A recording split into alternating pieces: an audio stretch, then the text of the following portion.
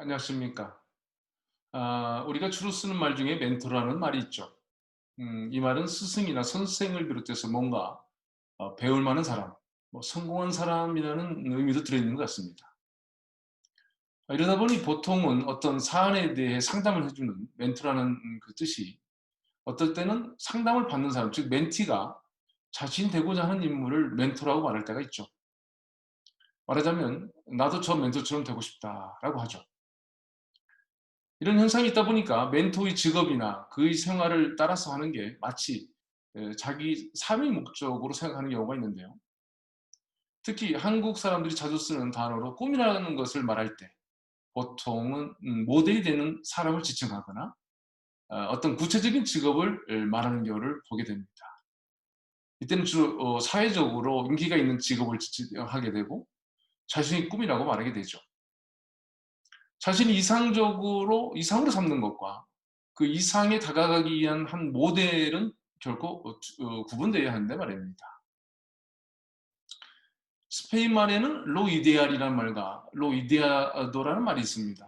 앞의 말은 이상적인 것을 말하고 뒤의 말은 이상화된 것을 말하죠. 이 두 단어의 관계를 본다면 이상적인 것은 우리가 뭔가 되고자 하는 것, 즉 자신이 가치관이나 자기 삶의 철학과 연결되는 그런 의미의 표현이죠. 이상화된 것은 그에 도달하기 위해 모델을 삼는 것, 뭔가 구체적인 형태를 말한다고 볼 수 있습니다. 앞에서 말한 멘토라는 단어가 통상적으로 뜻하는 것이 있다면 바로 우리가 여기서 말하는 후자의 것이죠. 즉 로이데아도, 이상화된 것에 해당된다고 보면 될 것 같습니다. 돈키호테 이야기로 가보겠습니다. 먼저 돈키호테는 무엇을 추구하고 있을까요? 그것은 그가 스스로 말했듯이 이상적인 기사죠. 스페인어로 표현한다면 로이데알, 즉 이상적인 기사로서의 돈키호테. 이게 이제 자기가 추구하는 모습인데요. 그러고 보니까 이 단어에서는 플라톤과 아리스토텔레스를 말할 때 늘 언급하게 되는 이데아를 생각하게 되죠. 이데아라는 것은 개념이기 때문에 추상적일 수밖에 없는 것이죠. 너무 추상적이어서 같은 단어라도 사람마다 다르게 생각하는 그런 것이죠.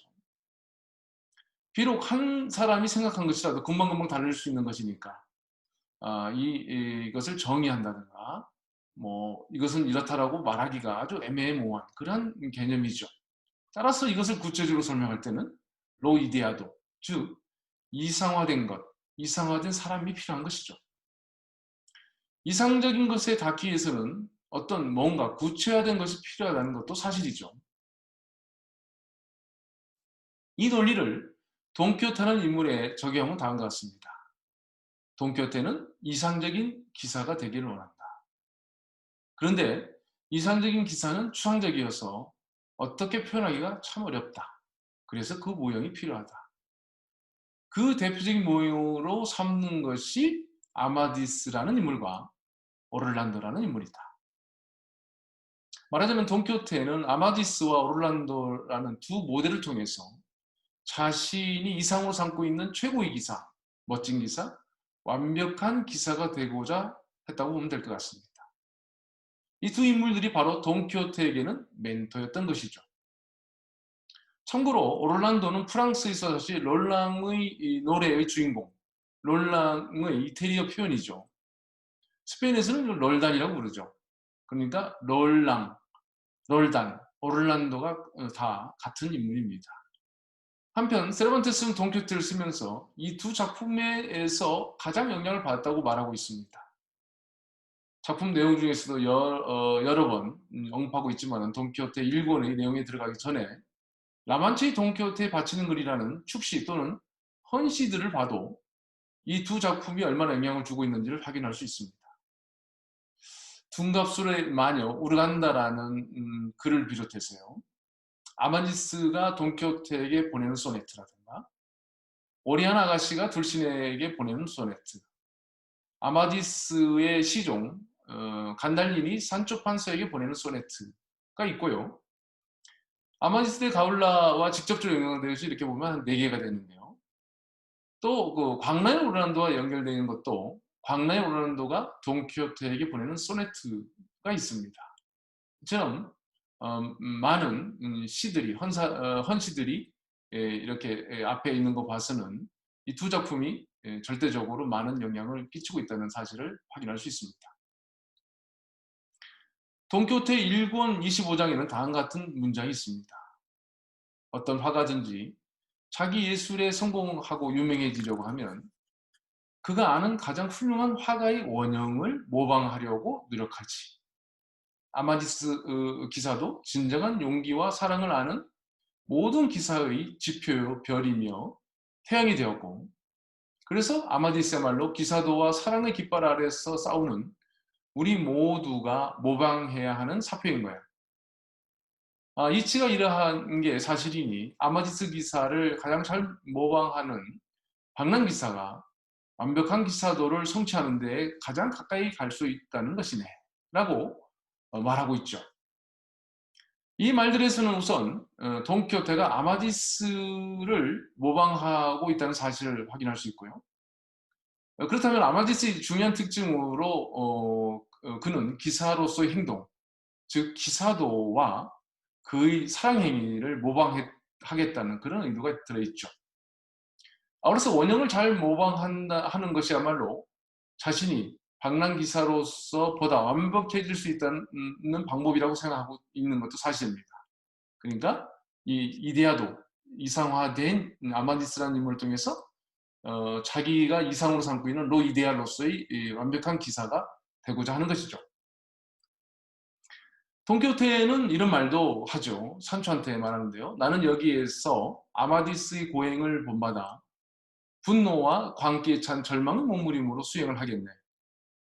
또한 저 용감한 롤랑을 따를 것이니 아리오스토의 광란의 오르란도에서 미양 헬리카가 메드로와 추잡한 짓을 하는 흔적을 샘가에서 발견하고 분노하던 그 오르란도이 무슨 말이야? 말씀이야. 그 고통으로 오르란도는 미쳐서 나무들을 쥐어뜯고 맑은 샘물을 흙탕물을 만들고 목동들을 죽이고 짐승들을 쳐 죽이고 목동들이 운막을 불사르고 집들을 무너뜨리고 말들을 넘어뜨리고 라고 하죠. 돈키호테의 입으로 직접 앞에서는 먼저 아마디스의 고행을 본받겠다는 거고 뒤에서는 오를란도를 본받겠다는 말을 한 대목이 되겠습니다. 1권 25장이죠. 참고로 그 세라반테스가 원형으로 삼고자 했던 인물은 롤랑으로 프랑스의 서사시 롤랑의 노래에 나오는 주인공이지만 이태리의 그 루드비코 아리오스토가 쓴 광란의 오를란도에서 나오는 오를란도는 사실을 앞에서 설명했는데요. 실제로 두 작품은 같은 것 같아도 다르죠. 물론 세라반테스가 돈키호테를 쓰면서 두 내용이 혼합되어 있는 것도 확인하게 됩니다. 이 혼동에 대해서는 다른 기회에 다루기로 하고, 우선 돈키호테에게는, 그리고 작가 세라반테스에게는 롤랑의 논의 롤랑보다는 광란의 오를란도의 오를란도가 더 흥미로웠을 것입니다. 오를란도는 위험을 무릅쓰고 카타의 공주 아카니카를 구해야 했고 그녀를 사랑하게 되지만 페르시아의 메드로라는 남자를 사랑하고 떠나는 아카니카로부터 배신을 당하게 되죠. 이 떠나보니 아카니카를 사모하여 광란에 빠져버린 오를란도의 괴이한 행동은 돈키호테라는 인물을 그려낼 때 세르반테스에게는 가장 적합한 인물이라고 생각했던 것입니다. 한편 돈키호테의 이와 같은 말에서는 그가 아마디스로부터 배우고자 한 것으로 고행이라는 것을 추구하고 있는 것을 알 수 있는데요. 한편 오를란도에게서 배우고자 했던 것이 시련 때문에 빠진 엄청난 광기와 인정사정 없이 앞뒤를 재지 않는 행동에서의 그 용기라는 것도 배우게 됐죠. 그래서 이 두 작품에서 돈키호테가 취하고자 했던 것은 명백해졌습니다. 아마디스의 가을나에는 기사로서의 행동과 품격 그리고 사랑과 고행을 배우고자 했고요. 오르란도로부터는 사랑과 용기를 원형으로서 그것을 모방하는 행동을 하겠다는 그런 뜻으로 생각하면 될 것 같습니다. 실제로 돈키호테의 근간을 이루는 것이 바로 이 두 작품들인데요. 우선 돈키호테가 둘시니아라는 공주를 사모하는 것이 그렇고요. 말하자면은 아마디스 가울라나 광란의 오를란도나 모두 거기에 이제 공주가 나오고 기사가 그 공주를 사랑하는 그런 내용이 들어있죠. 그 다음에 그 사랑이 지나쳐서 관계에 빠져서 여기저기를 편력하며 온갖 고통 속에서도 모험을 이어가게 되죠. 그리고 모든 영광을 그녀에게 돌리고 있는 기사도를 보여주는 것도 이들로부터 배웠죠. 마법사가 등장하고 그가 거인과 전투를 벌이는 장면이라든가 시에라 모레나 산에 들어가서 고행을 하는 장면에서는 빼냐뽀울의 산에 들어간 아마디스 데 가울라를 생각하게 되죠. 한편 시에라 모레나 산에서 만난 까르데니오의 행동에서는 배신감에 미쳐버린 오를란도의 모습도 우리는 볼 수 있습니다. 이런 돈키호테에 대해서 상초가 다음과 같이 말합니다. 그런 짓을 한 기사들은 그런 미친 짓이나 고행을 할 이유가 있어 자극을 받아 그렇게 했지만 나리에게는 그렇게 믿지 할 이유가 없는 것 같은데요. 어떤 귀부인이 나리를 냉대했나요? 아니면 무슨 배신의 흔적이라도 발견하셨나요? 엘도부스의 둘신의 공주께서 모르족과 철없는 짓을 했다고 생각할 만한 근거라도 찾았나요? 라고 1권 25장에 말을 하고 있죠. 아마디스는 오리아나라는 공주가 자신을 거부하고 냉랭하게 대하자 고행에 들어간 것이고요. 오를란도는 앙헬리카가 메도르라는 젊은이와 눈이 맞아 떠나서 배신당했기 때문에 미친 것이니까 산초 입장에서는 아무 일도 없었던 돈키호테가 갑자기 이런 행동을 하는 것에 대해서 결코 동의할 수가 없었던 것이죠. 말하자면 돈키호테는 자기 상상으로 둘신을 설정하고 사랑하고 자기 상상으로 배신을 당한, 그래서 고행을 하게 되고 그래서 광란에 빠진 것이니까 산초의 그 어이없는 반응은 당연한 것이죠. 더욱 흥미로운 것은 이렇게 상상으로 사랑하고 미치고 고행하고 다시 광란에 빠진 돈키호테는 그 두 명의 원형들보다 더 강력한 모습을 보였다는 사실이죠. 물론 세르반테스가 그렇게 설정한 인물이지만 사랑과 시련 때문에 미쳐버린 오를란도는 다음과 같은 글을 돈키호테에게 보내게 됩니다. 나는 오를란도 1세, 돈키호테여. 앙헬리카에게 온 마음을 빼앗겨 먼 바다들을 보고 다녔지. 명예의 여신 신전의 망각의 신이 무시하지 못할 그런 용기를 바쳤지. 나는 물론 그대의 적수가 되지는 못하네. 이 영예는 그대의 업적과 그대의 명예 덕되게 얻은 것이지. 그대도 나처럼 정신을 잃었으니까.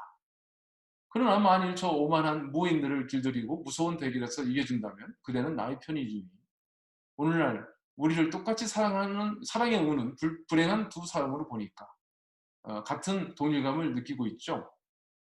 아울러서 자기가 말하자면 오를란도가 유명해진 것은 돈키호테와 같은 더 미치고 또 더 용기 있는 그러한 존재 때문에 오를란도 스스로가 더 유명해졌다는 말을 함으로써 돈키호테가 더 강력했다는 사실을 얘기하고 있죠. 산초의 눈에, 즉 보통 사람의 눈으로는 전혀 이유와 근거가 없는 행동을 한 돈키호테이니까 그의 광기는 당연히 오를란도보다 또 아마디스보다 더 우위에 있다고 봐야 할 것 같습니다.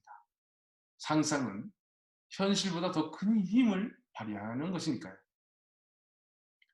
이번 시간에는 돈키호테에게 가장 큰 영향을 준 두 작품으로서 아마디데 가울라와 광란의 오를란도에 대해서 알아봤습니다.